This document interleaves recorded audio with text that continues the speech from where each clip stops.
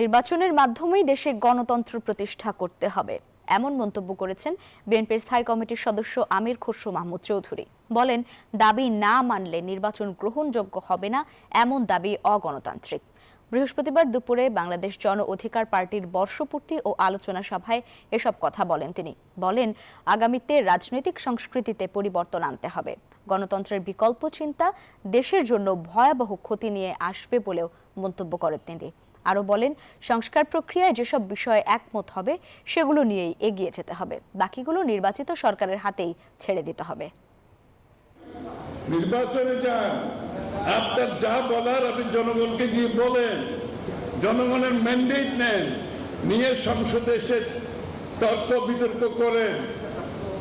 আপনার যে ভাবনা চিন্তা সেটা বাস্তবায়নের চেষ্টা করেন।